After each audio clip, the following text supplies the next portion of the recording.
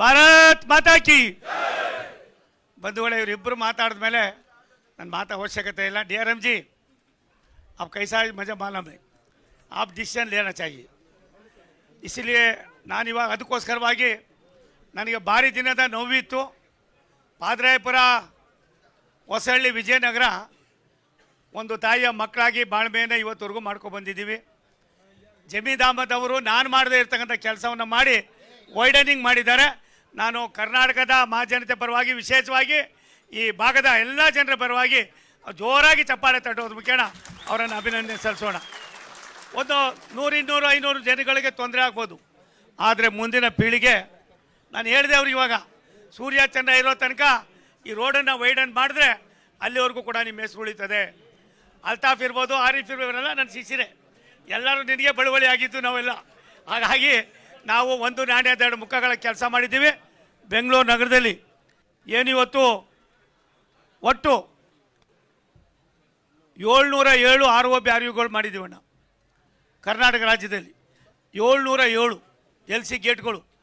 ಆ 707 LC gate ಮಾಡಿದ್ರಿಂದ ಏನೇನಾಗ್ತದೆ ಅನ್ನೋದಕ್ಕಿಂತ ಹೆಚ್ಚಾಗಿ ಜನರಿಗೆ ಟೈಮು ಮತ್ತೊಂದು ಮಗದೊಂದು ಇದಲ್ದಿರ ಬೆಂಗಳೂರು ನಗರದಲ್ಲಿ ಸುಮಾರು 107 LC ಗೇಟ್ಗಳನ್ನು ಗುರುತಿಸಿ, ಕೇವಲ ನಮ್ಮ ಕ್ಷೇತ್ರ ಅಲ್ಲ, ಇಡೀ ಬೆಂಗಳೂರಿಗೆ 100 ಕಿಲೋಮೀಟ್ರ್ ದೂರದಲ್ಲಿ ಏನಿದೆ ಅದನ್ನು ಮಾಡಿ 35, 40, 47 LC ಗೇಟ್ಗಳನ್ನು ಕ್ಲೋಸ್ ಮಾಡಿದ್ದೀವಿ ನಾವು ಬಂದ ಮೇಲೆ 1 ವರ್ಷ 8 ತಿಂಗಳಲ್ಲಿ.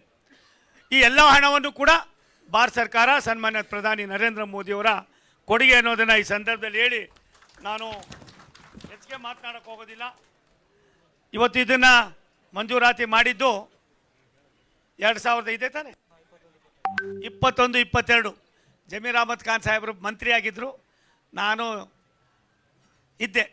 ಹಾಗಾಗಿ ಇವತ್ತು ಕೇವಲ 100% ಭಾರತ ಸರ್ಕಾರ ದುಡ್ಡು ಸಾಹೇಬ್ರೆ. ನಾನು ಇವತ್ತು ನಿಮ್ಗೆ ವಿನಂತಿ ಮಾಡ್ತೀನಿ, ಬಳ್ಳಾರಿ 2300 ಕೋಟಿ ರೂಪಾಯಿಂದು ಸುಮಾರು ವರ್ಷಗಳಿಂದ ಇತ್ತು. ಒಂದು ಮಾಡಿಬಿಟ್ಟು 100 ಅಂತ ಪ್ರಚಾರ ತಗೊಳ್ಳೋರು. ಜಮೀರ್ ಅಹಮದ್ ಖಾನ್ ಸಾಹೇಬರು ನನಗೆ ಒಂದು 4-5 ಪತ್ರಗಳನ್ನು ಬರೆದ್ರು.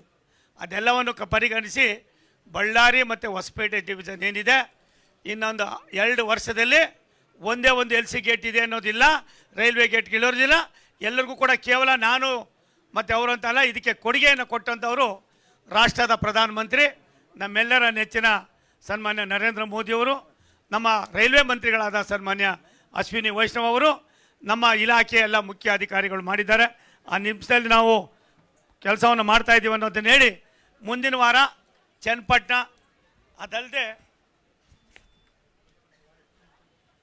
ಹೆಬ್ಬಾಳ, ಯಲಹಂಕ, ಸುಮಾರು ಒಂದು 14-15 ROB RUB ಸಾಹೇಬ್ರೆ.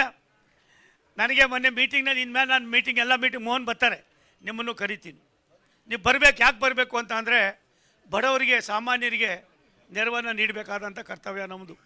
ನಾನು ಸ್ಲಮ್ಗಳನ್ನೆಲ್ಲ ಅವತ್ತು ರೆಗ್ಯುಲರೈಸ್ ಮಾಡಿ 1000 ರೂಪಾಯಿ ಕೊಟ್ಟರೆ ಅವ್ರವ್ರಿಗೆ ಜಮೀನು, ಅವ್ರವ್ರ ಮನೆ ಅವ್ರಿಗೆ ಒಂದು. ನಾನು ಬಂದ ಮೇಲೆ ಎಲ್ಲಪ್ಪ ಕಾಂಗ್ರೆಸ್ ಸರ್ಕಾರ ಬತ್ತು ಏನು ಮಾಡ್ತದೋ ಅಂತ ಇದ್ದೆ. ಭಗವಂತ ದಯ, ಜಮೀರ್ ಅಹಮದ್ ತಂದೆ ತಾಯಿ ಆಶೀರ್ವಾದ, ಅವ್ರು ಬಂದು ನಾನೇನೇನು ಮಾಡಿದೆ ಒಂದೂ ಕೂಡ ಚಾಚು ತಪ್ಪದೆ ಎಲ್ಲವನ್ನು ಕೂಡ ಇಂಪ್ಲಿಮೆಂಟ್ ಮಾಡ್ತಾ ಇದ್ದಾರೆ. ನಾನು ಅವ್ರಿಗೆ ಆಭಾರಿಯಾಗಿರಬೇಕಾಯ್ತದೆ. ಸರ್ಕಾರ ಬರ್ತದೆ, ಸರ್ಕಾರ ಹೋಗ್ತದೆ, ಅಧಿಕಾರ ಬರ್ತದೆ, ಅಧಿಕಾರ ಹೋಗ್ತದೆ. ಜನರ ಮಧ್ಯದಲ್ಲಿ ಯಾರಿರ್ತಾರೆ ಅವರೇ ಮಾತ್ರ ನಾಯಕರಾಗೋದು. ಹಾಗಾಗಿ ಇವತ್ತು ನಮ್ಮ ಮೋಹನ್ ಕುಮಾರ್ ಅವರು ಒಬ್ಬ ಆಡುಮುಟ್ಟದ ಸೊಪ್ಪಿಲ್ಲ ಅನ್ನುವಾಗಿದೆ. ಕಾರ್ಮಲ್ ಕಾಲೇಜ್ गेट हत्र, लेर सिंह जी कितने वर्ष था आपका, आप कितने वर्ष से बेंगलुरु में ही, ನೀವು ಎಷ್ಟು ವರ್ಷ ಇಲ್ಲಿದ್ದೀರಿ? ಯಾವತ್ತಾರು ಕಾರ್ಮಲ್ ಕಾಲೇಜ್ ಎಲ್ಲಿದೆ ಅಂತ ನೋಡಿದ್ರೆ ಯಾರಾದರೂ? ನೋಡಿ 40 ಕೋಟಿ ರೂಪಾಯಿ ಸ್ಯಾಂಕ್ಷನ್ ಮಾಡಿ ಮೋಹನ್ ಕುಮಾರ್ ನಿಮಗೆ ಬರ್ತದೆ, ಅದೂ ಅಲ್ಲೂ ಕೂಡ ಇವಾಗಲೇ ನಡೀತಾ ಇದೆ. BBMP ನಮಗೇನಾಗಿದೆ ಅದೇ ಬಂದಿರೋದು. BBMP ಅವ್ರಿಗೆ ಏನಾಗಿದೆ ಸರ್, ನಿಮ್ಗೆ ಯಾಕೆ ಇವತ್ತು ಹೇಳ್ತೀನಿ ಅಂದರೆ, ನಾವೆಲ್ಲ ಒಂದು ಅರ್ಥ ಮಾಡ್ಕೊಂಡಿದ್ದೀವಿ ಕಷ್ಟ ಏನು ಅಂತ. ಅಧಿಕಾರಿಗಳು ಅದು ಅರ್ಥ ಮಾಡ್ಕೋಬೇಕಾಯ್ತದೆ. ನೀವು ನನಗೆ ವಿನಂತಿ ಮಾಡ್ತೀನಿ, ಛತ್ತೀಸ್ಗಢಕ್ಕೆ ಒಂದು ಸಾರಿ ಬನ್ನಿ, ಅರುಣಾಚಲ ಪ್ರದೇಶಕ್ಕೆ, ಜಾರ್ಖಂಡ್ಗೆ, ಅಸ್ಸಾಂಗೆ, ತ್ರಿಪುರಾಗೆ, ಶ್ರೀನಗರಕ್ಕೆ, ಜಮ್ಮು ಕಾಶ್ಮೀರಕ್ಕೆ, ಬೇರೆ ಬೇರೆ ರಾಜ್ಯಗಳು ಹೇಗಾರು ಆಗಲಿ ನಾರ್ತ್ ಈಸ್ಟರ್ನ್ ಸ್ಟೇಟ್ಗೆ ಹೋಗಬೇಕು.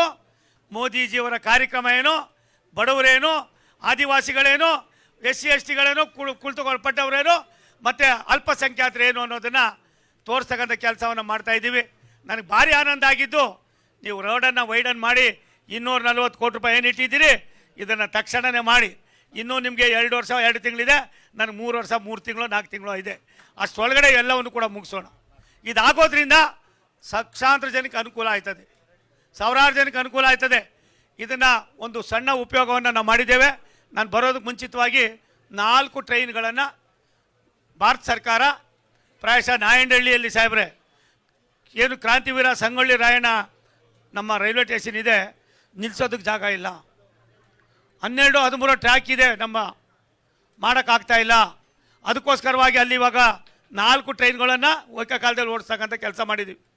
ಬೆಂಗಳೂರು ಮೈಸೂರು 4 ಪಥದ ಆಗ್ತದೆ. ಚಂದನ್ ಕುಮಾರ್ ವಿಜಯನಗರ, ಹಳೆ ವಿಜಯನಗರ ಹೋಯ್ತು. ಇದು ಜಮೀರ್ ಅಹಮದು, PC ಮೋಹನು, ಸೋಮಣ್ಣ, ರವೀಂದ್ರ ಅವರು ವಿಜಯನಗರ ಯಾವ ರೀತಿ ಬರ್ತದೆ ಅಂತ ನೀವು ನೋಡ್ತಾ ಇರಿ. ಅದಕ್ಕೆ ನಾನು ವಿನಂತಿ ಮಾಡ್ತೀನಿ,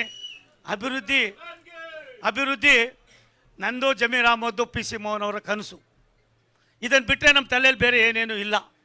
ಬಡವರಿಗೆ, ಬಡತನದಲ್ಲಿರೋರಿಗೆ ಎಲ್ಲ ಒಂದು ಕಡೆ ಸ್ವಾವಲಂಬಿಗಳಾಗಿ ಬದುಕಬೇಕು ಅನ್ನೋದು ನಮ್ಮ ಬಯಕೆ ಆಗಿದೆ.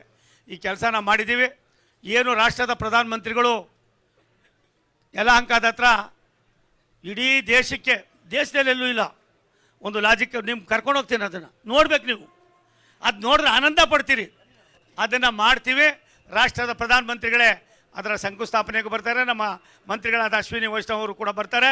ಆ ಕೆಲಸವನ್ನು ನಾವು ಮಾಡ್ತೀವಿ ಅನ್ನೋ ಮಾತನ್ನು ಹೇಳಿ, ದುಬಾಸಿ ಪಾಳ್ಯ ನಿಮ್ಗೆ ಗೊತ್ತು. ಆ ದುಬಾಸಿ ಪಾಳ್ಯದ 50 ವರ್ಷದಿಂದ ಮಾಡಿರಲಿಲ್ಲ. 50 ಇಯರ್ಸ್ಗೆ ಕೌನ್ ಬಿ ನೈಕಿ ಅಂತ ಜೈರ್ ಸಿಂಗ್ ಜಿ. ಯಾಕೆ ನಿನಗೆ ಹೇಳ್ತೇನೆ ಅಂದರೆ ನಿನಗೆ ಅರ್ಧ ಕನ್ನಡ ಅರ್ಧ ಹಿಂದಿ. ನಾನು ನಿನ್ನ ಹತ್ರ ಹಿಂದಿ ಕಲಿಯೋಣ ಅಂತ ಅಂದ್ಬಿಟ್ಟು ಹೇಳ್ತೀನಿ. ಹಾಗಾಗಿ 34 ಕೋಟಿ ರೂಪಾಯಿಗಳನ್ನು ಮೊನ್ನೆ ತಾನೇ ಸ್ಯಾಂಕ್ಷನ್ ಮಾಡಿಕೊಟ್ಟಿದ್ದೀವಿ. ಅದನ್ನು ಕೂಡ ಕೆಲಸ ಮಾಡ್ತೀವಿ. ಬೆಂಗಳೂರಿನ ಸುತ್ತಮುತ್ತ 100 ಕಿಲೋಮೀಟ್ರ್ ದೂರದಲ್ಲಿರ್ತಕ್ಕಂಥ 30-40 ವರ್ಷದಿಂದ ಇದ್ದಂಥ ಕಾರ್ಪೊರೇಷನ್ ಅಧಿಕಾರಿಗಳು ಎಲ್ಲ ಒಂದು ಕಡೆ ಜಡತ್ವ ಬಂದು ನಿಂತಿದ್ರು. ಎಲ್ಲರಿಗೂ ಕೂಡ ಬಿಸಿ ಮುಟ್ಟೋ ಕೆಲಸ ಆಗಿದೆ. ನನ್ನ ಇಲಾಖೆ, ರೈಲ್ವೆ ಇಲಾಖೆ ತುಂಬ ಚೆನ್ನಾಗಿ ಕೆಲಸ ಮಾಡ್ತಾಯಿದೆ. ನಿಮ್ಮನ್ನೆಲ್ಲ ಕರಿತೀವಿ. ಒಂದು ಕಾಲದಲ್ಲಿ ರೈಲ್ವೆ ಇಲಾಖೆ ಅಂದರೆ ಅನ್ಟಚಬಲ್ ಅನ್ನೋರು. ರೈಲ್ವೆ ಇಲಾಖೆ ಅಂದರೆ ಮೋದಿಜಿಯವ್ರು ಬಂದ ಮೇಲೆ ಎಲ್ಲ ಇಲಾಖೆಯಲ್ಲೂ ಕೂಡ ಸಾರ್ವಜನಿಕರ ಇದಾಗಬೇಕು ಅನ್ನೋ ಮಾತನ್ನು ಹೇಳಿ ಜನರ ಜೊತೆಯಲ್ಲಿ ಕೆಲಸ ಮಾಡಿ ಅನ್ನುವ ಸೂಚನೆ ಇದೆ. ಆ ಸೂಚನೆಯಲ್ಲಿ ನಾವು ಕೆಲಸ ಮಾಡ್ತೀವಿ ಅಂತ ಹೇಳಿ ನಾವೆಲ್ಲರೂ ಸೇರಿ ಇವತ್ತು ತುಂಬ ಸಂತೋಷದ ಉದ್ಘಾಟನೆ ಮಾಡಿದ್ದೇನೆ.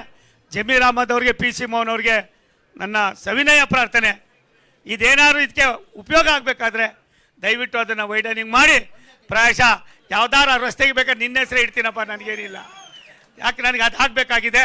ಆ ಕೆಲಸ ಮಾಡೋಣ ಅಂತ ಹೇಳಿ ಈ ಜನಸ್ತೋಮ, ಈ ಪ್ರೀತಿ, ವಿಶ್ವಾಸ, ಆತ್ಮೀಯತೆ ಇದನ್ನು ನೋಡಿದ್ರೆ ನನಗನ್ನಿಸ್ತದೆ ಪ್ರಪಂಚದಲ್ಲಿ ದೇವರಿದ್ದಾನೆ. ಆ ದೇವರೆಲ್ಲ ಒಂದು ಕಡೆ ನಮ್ಮನ್ನೆಲ್ಲ ಕಾಪಾಡ್ತಾನೆ ಅಂತ ಹೇಳಿ ವಿಜಯನಗರ, ಗೋವಿಂದರಾಜ ನಗರ ಅನ್ನೋದಕ್ಕಿಂತ ಹೆಚ್ಚಾಗಿ ಅದಕ್ಕೆ ಅವೆಲ್ಲ ಮಾಡ್ತೀವಿ ಬಿಡಪ್ಪ. ಅದಿರಲಿ. ಒಂದು ಸತ್ಯ, ಯಾರಾದರೂ ಇದಕ್ಕೆ ಹೆಸರಿಡಬೇಕು ಪಾದರಾಯಪುರಕ್ಕೆ ಅಂದರೆ ಪ್ರಾಯಶಃ ಜಮೀರ್ ಅಹಮದ್ ಅವರು ತೀರ್ಮಾನ ಮಾಡಿರ್ತಕ್ಕಂಥದ್ದು ಕಠಿಣವಾದ ತೀರ್ಮಾನ. ಈ ತೀರ್ಮಾನ ಅದನ್ನು ಮಾಡಿ ಕಾರ್ಯರೂಪಕ್ಕೆ ತರ್ತಕ್ಕಂಥ ಶಕ್ತಿ ಭಗವಂತ ಅಲ್ಲ, ಅವ್ರು ಕೊಡಲಿ. ನಾಳೆಯಿಂದನೋ ನಾಳಿದ್ರಿಂದನೋ ಇದು ರಂಜಾನು ಪ್ರಾರಂಭವಾಗ್ತಾ ಇದೆ. ಒಂದು ಮಾತನ್ನು ಹೇಳಿದ್ರು, ಅಣ್ಣ ರಂಜಾನ್ ಪ್ರಾರಂಭ ಆಯ್ತದೆ, ಏನು ಮಾಡಲಿ ಅಂದ್ರೆ ಅದು ಯಾವತ್ತು ಆಗ್ತದೆ, 18-19 ಹೇಳಿದ್ರು ಅಂತ ಅಂದರು. ನಾನು ಹೇಳಿದೆ ಅದಕ್ಕೆ ಮುಂಚೆ ಆಯ್ತಣ್ಣ ಮಾಡೋಣ ಅಂತ ಹೇಳಿ ಅವರು ಕೂಡ ಬಂದಿದ್ದಾರೆ. ಒಳ್ಳೆ ಸಭೆ ಇದು. ಭಗವಂತ ಒಳ್ಳೇದು ಮಾಡಲಿ. ದೇಶಕ್ಕೆ ಮೋದಿಯ ನಾಯಕತ್ವ, ದೇಶದ ವ್ಯವಸ್ಥೆಗೆ ಪ್ರಾಯಶಃ ಪೂರಕವಾಗಿದೆ ಅನ್ನೋದನ್ನು ನಾನು ಹೇಳಬೇಕಾಗಿಲ್ಲ. ಜಮೀರ್ ಅಹಮದ್ ಅವರು ಎಂಥ ದೊಡ್ಡ ತಂದೆಯಲ್ಲಿ ಹೇಳಿದ್ರು, PC ಮೋಹನ್ ಏನು ನಾನೇನು, ದೇಶ ಇದ್ದರೆ ಮಾತ್ರ ಅನ್ನೋದನ್ನು ತೋರಿಸಿದ್ದಾರೆ PC ಮೋಹನ. ನನಗನ್ನಿಸ್ತದೆ ಭಾರಿ ಬುದ್ಧಿವಂತ ನೀನು, ನನಗಿನ್ನ ನೀನೇ ಬುದ್ಧಿವಂತ. ಹಾಗಾಗಿ ಎಷ್ಟು ಮಟ್ಟಿಗೆ ನೋಡಿ ಇದೇ ಆತ್ಮೀಯತೆ. ಈ ಆತ್ಮೀಯತೆಯಲ್ಲಿ ಕೆಲಸ ಮಾಡೋಣ. ರಾಜ್ಯದ ರಾಜಧಾನಿಯನ್ನು ಅಭಿವೃದ್ಧಿಪಡಿಸ್ತಕ್ಕಂಥದ್ದಕ್ಕೆ ಭಾರತ ಸರ್ಕಾರ ಸನ್ಮಾನ್ಯ ನರೇಂದ್ರ ಮೋದಿ ಅವರ ನಾಯಕತ್ವದಲ್ಲಿ, ಸನ್ಮಾನ್ಯ ಅಶ್ವಿನಿ ವೈಷ್ಣವ್ ಅವರ ಮಾರ್ಗದರ್ಶನದಲ್ಲಿ ಕೆಲಸ ಮಾಡ್ತೀವಿ ಅಂತ ಹೇಳಿ ಮತ್ತೊಮ್ಮೆ ನಿಮಗೆ ಹೊಂದಿಸಿ ನನ್ನ ಮಾತು ಮುಗಿಸ್ತೀನಿ. ಭಾರತ್ ಮಾತಾ ಕಿ, ಸನ್ಮಾನ್ಯ ನರೇಂದ್ರ ಮೋದಿ ಅವರಿಗೆ